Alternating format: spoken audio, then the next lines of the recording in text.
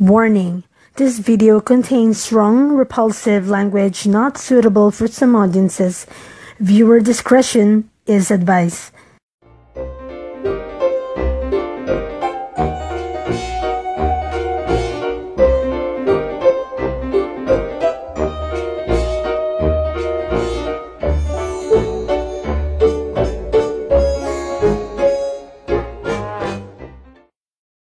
So, ang dami palang dumalo sa rally ng Friday, November 25, 2016. Sabi ni Babalu Rally is for hire if the price is right. Renato Reyes ay 15,000 daw ang pumunta doon. Baka kapag sa ganitong shot, totoong 15,000 ang nagpunta. Pero kapag binigyan mo ng aerial view, ito lang ang totoong dami ng mga realista. Pero ang mas mahalagang katanungan sa iyo, Babalu Reyes, nabayaran mo ba lahat ng realista? Dapat ibinigay mo na sa kanila ang bayad right after nung rally para wala nang reklamo. Nabis, tutuloy kayo. Para naman sa mga matitinding pangangailangan, kaya nagpapabayad, taasan ninyong singil ninyo from 25 to 30,000. Pwede na yun. Kahit kalahati. Hindi na kayo lugi nun. Kaya kung ang ida-down sa inyo, mga tipong 12K to 15K, para kahit di na kayo bayaran in full, at least meron na kayong sure ball na take home. Huwag kayong magalala at maraming pera mga hayop na dilawan na yan. Marami silang ninakaw mula sa Yolanda Funds, kaya kayang-kaya nila ang kanyang ganyang pondo. Sisigaw at papalakpak lang kayo, instant money na. Ngayon, punta na tayo sa ating main topic. Siyempre, ito'y walang iba kundi si Boy Pagpag Bam Idiot Aquino. Sabi mo, Boy Pagpag, hindi dapat mawala ang pagiging disente ng isang tao sa social media, kaya ng Facebook. Sabi mo, magkaiba lang tayo ng pananaw, pero hindi dapat mawala ang pagiging disente. Yan ba ngayon ang desperate battle cry ng mga dilawan? Yan ba ang campaign slogan ng Yellow Shits para gamitin against sa Pangulo? Bakit against sa Pangulo? Simple lang naman. Kasi ang gusto niyong palabasin na kayong mga dilaw ay disente kumpara sa Pangulo at ang tinatawag ninyong Dutertards na sumusuporta sa kanya. At dahil disente kayo, ang mga tulad ninyong yellow shits ang dapat namumuno sa bansa natin. Okay, Pagpagboy, you wanna talk about decency? Disente ba ang pamilya at lahi mo nang ipapatay ninyo ang mga magsasaka noong nagrally sila sa Mendiola? How about yung mga magsasaka sa Hacienda Luisita?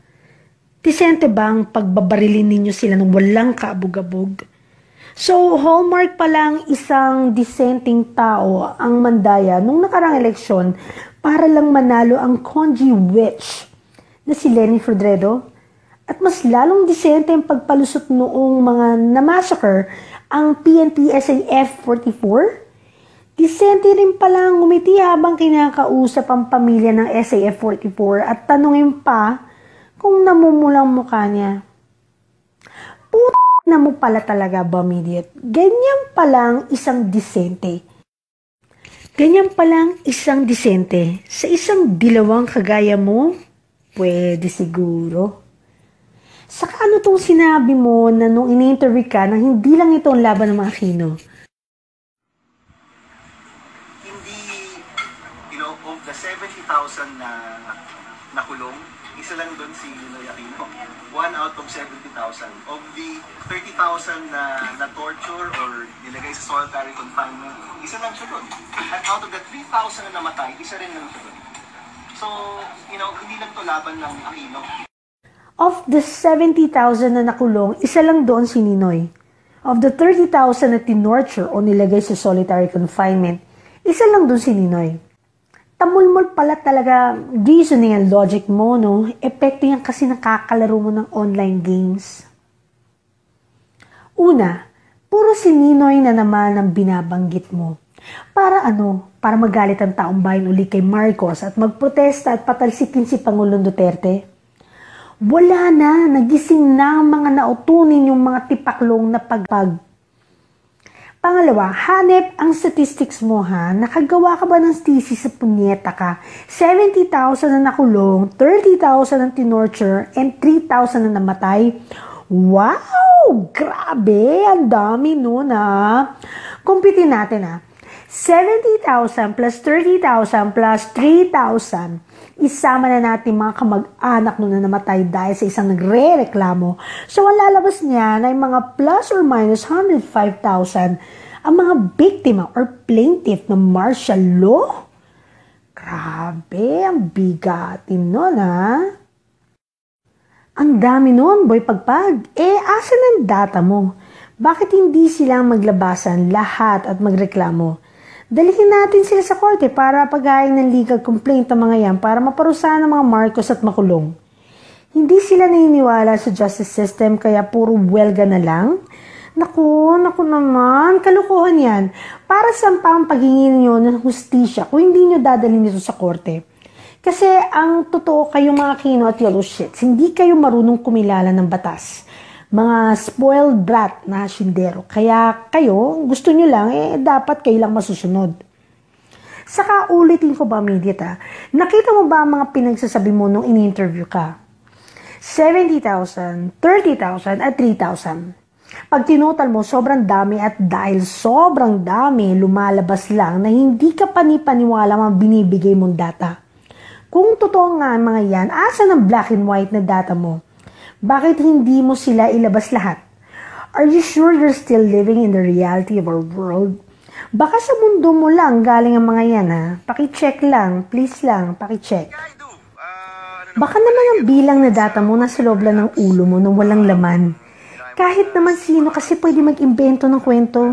Mga kwento na paramihan ng bilang ng biktima ni Fidel Valdez Ramos, ng martial law pala. Compare nga natin ang bilang ng biktima mula sa Mendiola Massacre hanggang sa SAF-44. Ito'y mga actual na bilang at hindi gaya na lumalabas lang sa ulo mo. Nalipasan ka siguro ng gamot. Sa Mendiola, 13 ang namatay, 51 ang injured, bale 74 kung isasama mo mga injured na police forces. Sa Hacienda Luisita naman, 14 ang namatay kasama ang 2 bata na nasuffocate dahil sa tear gas, 200 ang injured at mahigit 30 ang tinamaan ng bala. Dito pa lang kitang-kita na kawalang yaan ng lahi ninyo dahil pati batang paslit sinasama ninyo at pinapatay pa ninyo. Sa Yolanda naman, 6,340 ang confirmed na namatay. Pero sabi ng pare sa Tacloban, mga estimated 15,000 ang totoong namatay. Sa SAF-44 ay 44 ang pinabayaan na abnormal mong pinsan. So, kung pagsasamahin mo lahat, meron kayong mga napatay na 6,411 na katao. Pero kung isasama natin ang estimated data nung pare, 13 plus 14 plus 44 plus 15,000. Meron kayong pinatay na 15,071 na katao. Kung hindi pa nga sinupress ng pinsan mong Abnoynoy at si Maroas, malamang mas malaki pa dyan ang totoong bilang ng mga namatay sa Yolanda. Kaunti lang sila, kumpara mo sa data na hindi ka panipaniwala. At least itong binigay ko sa'yo, totoo yan at may pagkakalapit sa katotohanan. Saka hindi ba mas grounded ang data ko sa reality? Yan ang dapat mong ihingi ng tawad sa sambayan ng Pilipino. Saka alam naman natin na kaya ninyo pinabayaan mga biktima sa Yolanda kasi gusto ninyong palabasin na kapabayaan yan ni Romualdez. Tama ba ako, Maroas? Magpapakadesente kami dito sa page na to. Pag nagawa mo mag-sorry sa lahat ng pamilya ng mga naging biktima ninyong mga Aquino. Para naman sa iyo, Iha, at sa lahat na nagmura pa sa dating Pangulong Marcos. Nagmamagaling ka pero bopols ka naman. Hindi ba buhay ka na noong ninakaw ni Abnoynoy Idiot at Team Maroas ang Yolanda funds? Bakit hindi sila ang singilin mo? Kaysa nagpapauto ka sa mga lintik na dilawan na yan, bakit hindi ka mag-research? Kung estudyante ka ng UP, Dilawan, or Ateneo, lipat ka na ibang school para malaman mo ang totoo. Huwag kang pumari sa Ateneo dropout o si Jim Paredes. Yang Ateneo hypocrite na yan. Yan, noong nag-martial law, sinipa na eskwela niyan lahat ng aktivista nila. Kahit yung mga nagbintangan pa na aktivista, sinipa rin nila. Tapos ngayon, sasabihin nila, nilalabanan nila ang diktadura. Pathetic.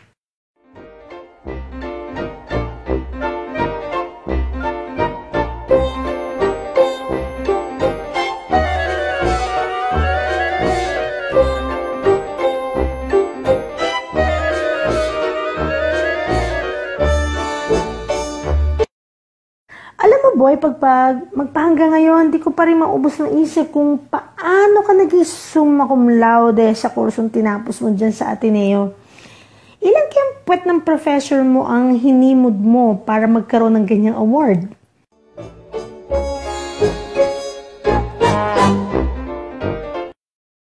Ay, sorry, mali pala. Ilang professor kaya ng Ateneo ang humimod at hinalikan puwet mo para mapagbigyan sila ng kanilang mga pabor?